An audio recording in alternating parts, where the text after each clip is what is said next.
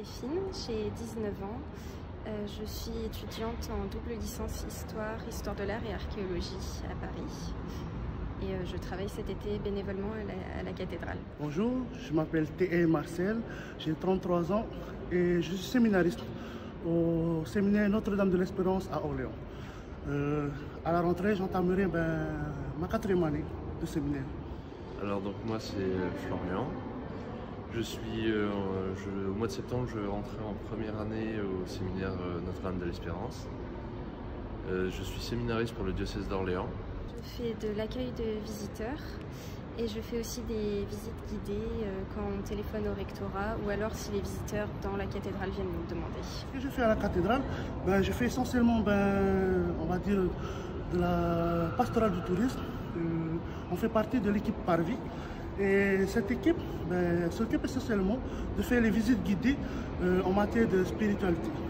Toutes des visites guidées spirituelles, on va dire. Comme par exemple parler des vitraux de Jeanne d'Arc, pourquoi la cathédrale a été dédiée à la Sainte Croix et tout. Et surtout aussi c'est pour nous nourrir et nourrir la foi des visiteurs. C'est quelque chose qui m'a été proposé au cours des activités pastorales qu'on peut être amené à faire avec le séminaire. Et donc c'est avec grande joie qu'on m'a proposé de venir à la cathédrale.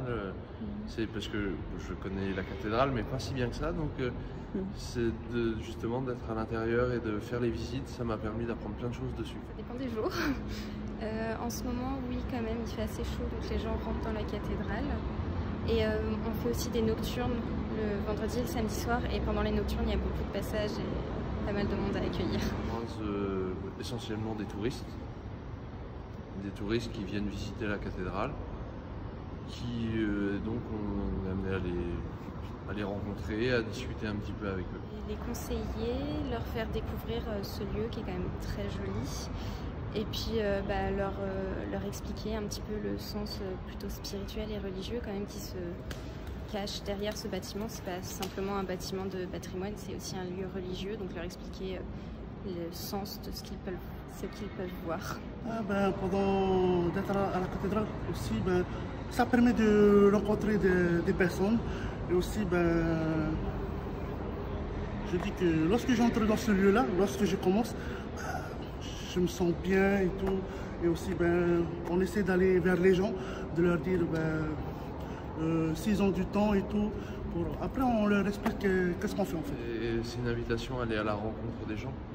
Parce que dans les personnes qui rentrent dans la cathédrale, il y a tout type de personnes, aussi bien des croyants, non-croyants, donc ça amène une certaine ouverture d'esprit.